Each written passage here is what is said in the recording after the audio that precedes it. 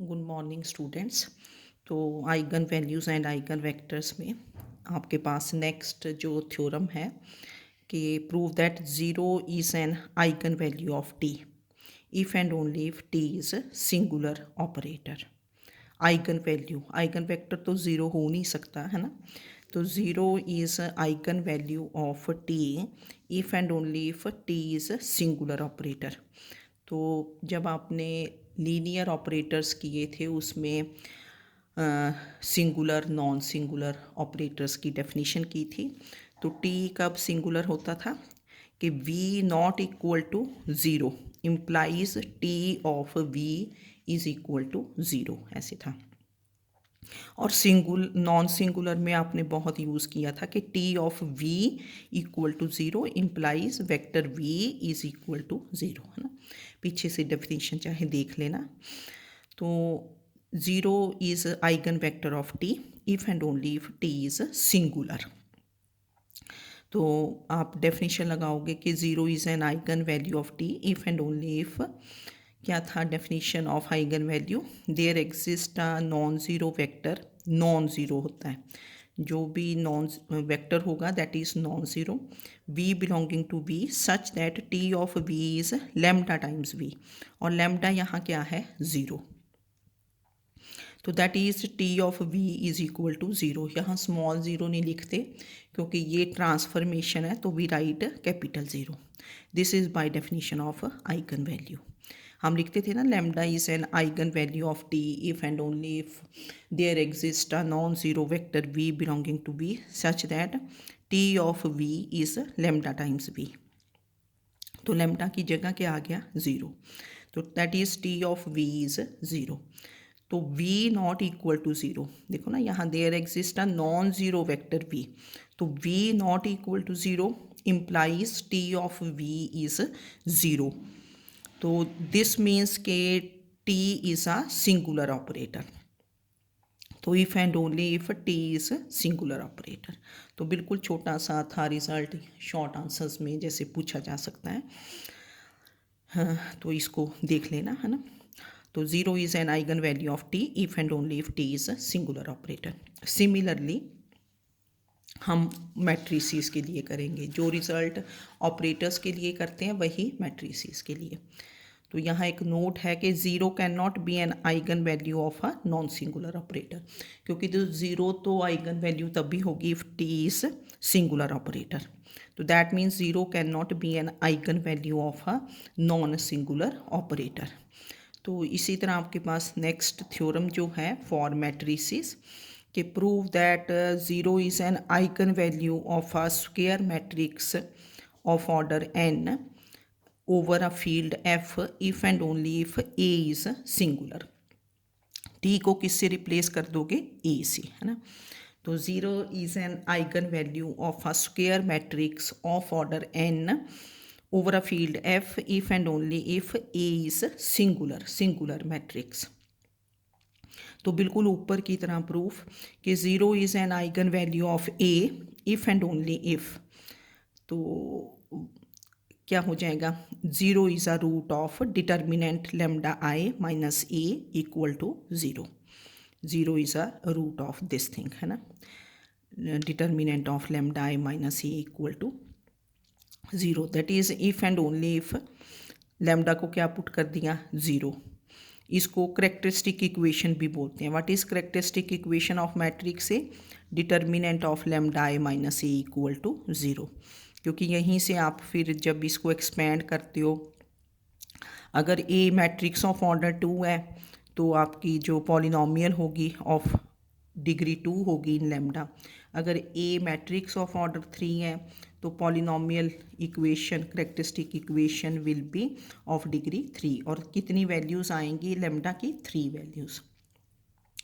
तो that is if and only if zero into I minus A equal to zero, तो that is if and only if determinant of minus A equal to zero.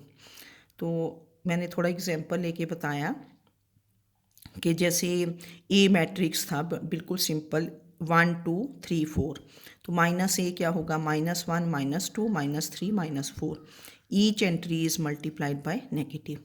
अगर आपने इसको जैसे solve करना है इसका determinant, तो फर्स्ट रो से माइनस कॉमन ले लोगे और सेकंड रो से भी माइनस कॉमन, तो बाहर कितना आ गया -1 का square common, inside is 1 2, first row 1 2 3 4, तो ये आ जाता है -1 raise to power n, n is order of the matrix. तो ये फॉर्मूला होता है हमारे पास कि determinant of -a this is equal to -1 raise to the power n into determinant of a, जितना ऑर्डर हो।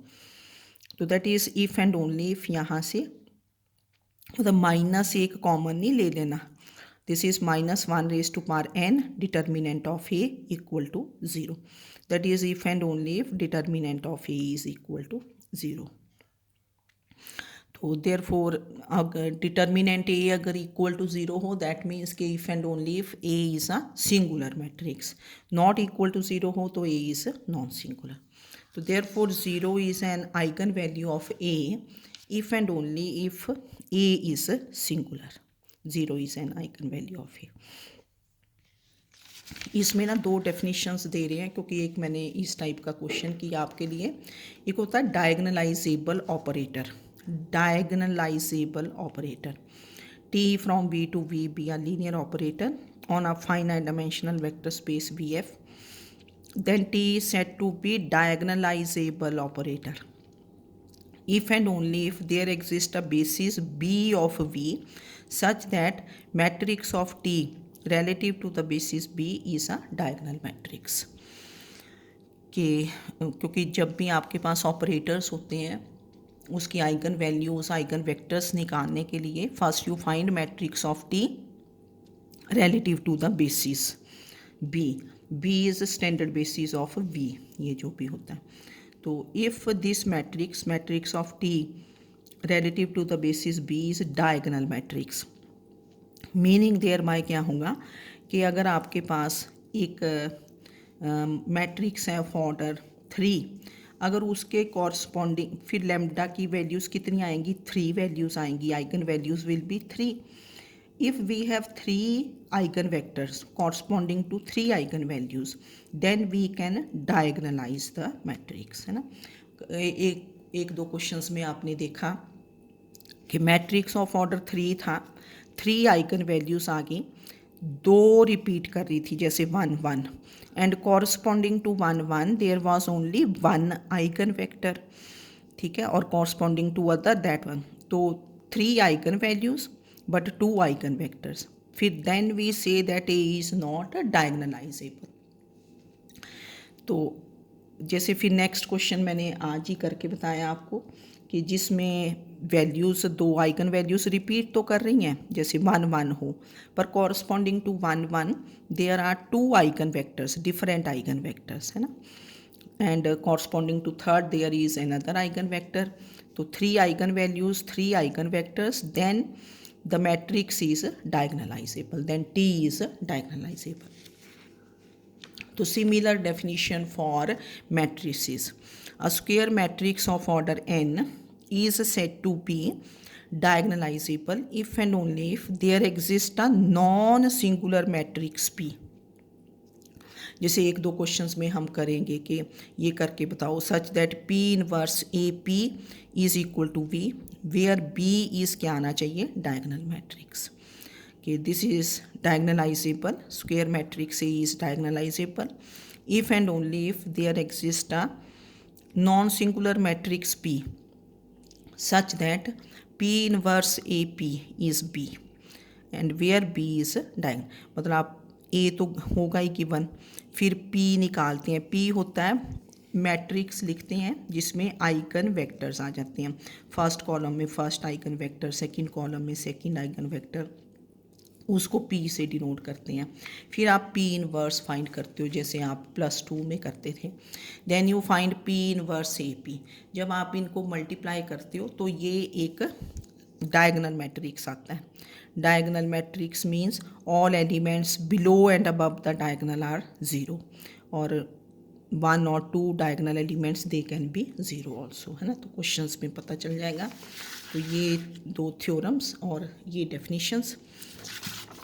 अब आपको एक क्वेश्चन कर देते हैं, फटाफट कर देंगे इसको कि let T from R cube to R cube be a linear transformation which is represented in the standard order basis by the matrix. यहाँ ट्रांसफॉर्मेशन दी, लीनियर ऑपरेटर दिया नहीं, उन्होंने उसके कॉरस्पॉन्डिंग मैट्रिक्स ही दे दिया, ठीक है ना। Let T be a linear operator, यहाँ ऑपरेटर ही लिखना चाहिए क्योंकि R cube to R cube है और we can find eigenvalues of a linear operator, ठीक है। तो matrix is given, prove that T is diagonalizable, ऐसे। अब इसमें आपके पास पता चल जाता है कि a square matrix of order 3 है, तो we will have how many eigenvalues, 3 eigenvalues, they can be equal, they can be different, and if corresponding to 3 eigenvalues we get 3 eigenvectors, then we will say T is diagonalizable, and if corresponding to 3 eigenvalues we get 2 eigenvectors, then T is not diagonalizable. तो first to find eigenvalues of this matrix A. Eigenvalues आपको पता है, they are given by determinant of lambda I minus A equal to 0। Determinant of lambda I is identity matrix of order 3, तो ये बन जाता है lambda plus 9, मतलब ये एंट्रीज नेगेटिव साइन के साथ आती हैं ना, करके देख सकते हो।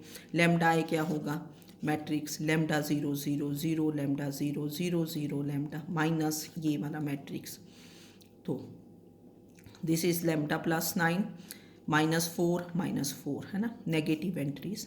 फिर इसका negative 8 lambda -3 -4, diagonal elements lambda minus हो जाता है, 16 -8 लेमडा -7 इक्वल टू 0। वैसे तो आप इसको एज इट इज़ एक्सपैंड कर सकते हो, you can expand this as it is, पर उससे थोड़ा लेंथी जाएगा। तो थोड़ा इसमें आपने देखा ही होगा, जब आप मैट्रिसेस सॉल्व करते थे तो हम देख लेते हैं कि कुछ ऑपरेशंस लगा के क्या ये, जैसे अगर आप इधर से करोगे कि R1 + R2 + R3, ये हुआ 33, यहाँ नहीं ना 33 बनना, तो ये किया हमने C1 + C2 + C3, first column में ये ऐड किया, -8 तो लेमडा प्लस 1 बन जाएगा, 8 + दिस, तो 8 - 7 ये भी लेमडा प्लस 1 बन गया, and this will be lambda -15 plus, तो ये सारी एंट्रीज क्या हो जाएंगी, लेमडा प्लस 1, उससे इजी हो जाएगा। तो वी ऑपरेट क्या ऑपरेट किया, C1 + C2 + C3।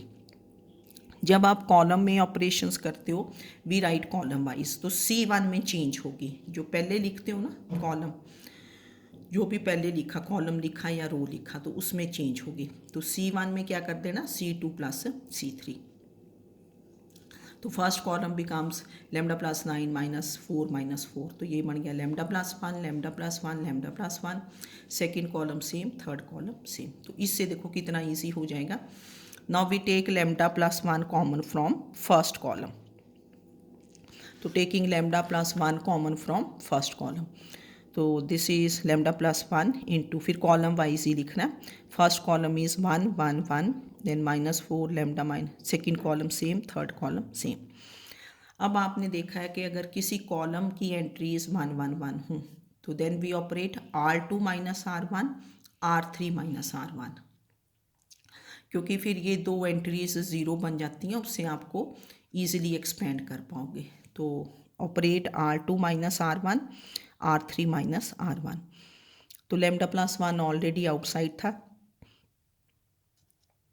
First row remains same, second row 1 - 1 0, lambda -3 + 4 lambda plus 1, -4 + 4 0, 1 - 1 0, -8 + 4 -4, lambda -4 plus lambda -7 + 4 lambda, ठीक है।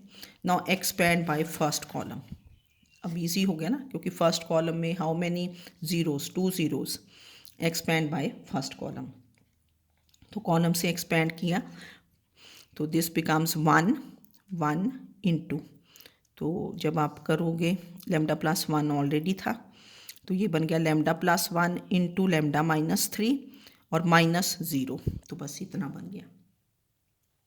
और इसको आप characteristic equation of matrix A भी बोलते हो, है ना।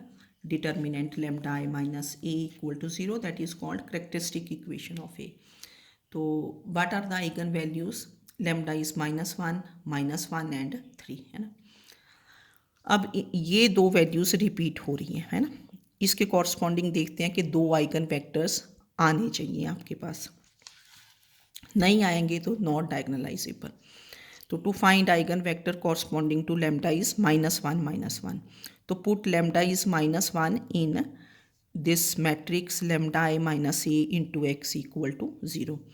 तो लैम्डा आई माइनस ए आपने ऑलरेडी निकालना होता है, ये वाला, ये तभी इसको 1 कर देते हैं क्योंकि इसी में वैल्यूज़ पुट करोगे। तो लैम्डा को क्या पुट करना है? -1।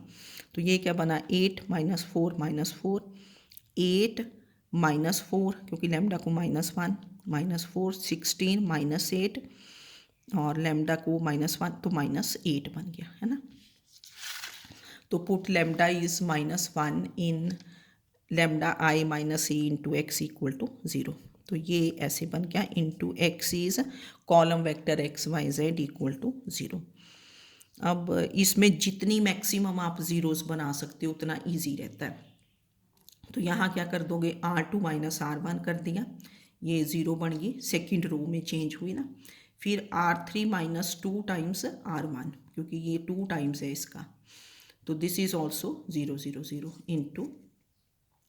अब ये मल्टीप्लिकेशन ऑफ टू मैट्रिसेस हैं तो this becomes 8x, first row क्या बन जाएगी? 8x minus 4y minus 4z equal to 0।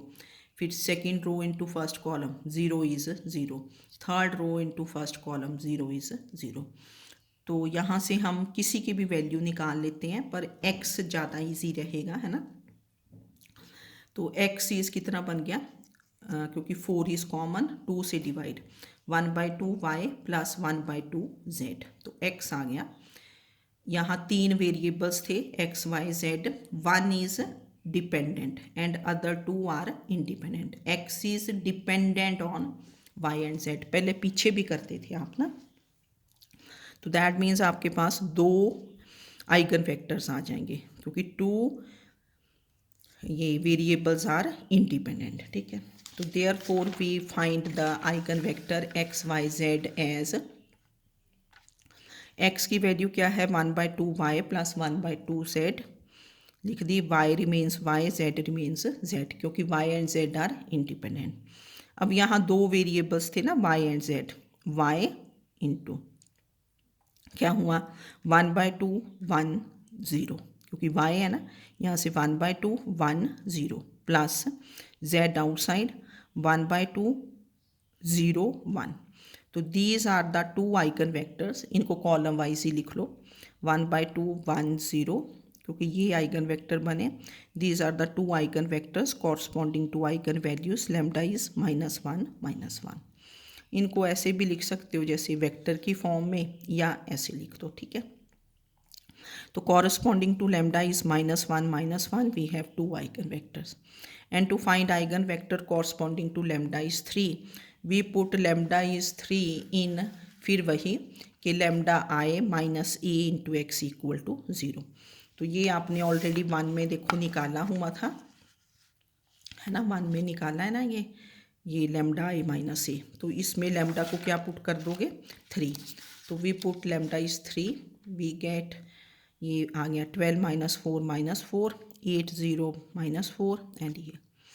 अब यहाँ आपने देखना कि ज़्यादा ज़ीरोस तो है नहीं। फिर ये देखो ना, अगर थोड़ा देखते हो ना मैट्रिक्स को तो पता चल जाता है।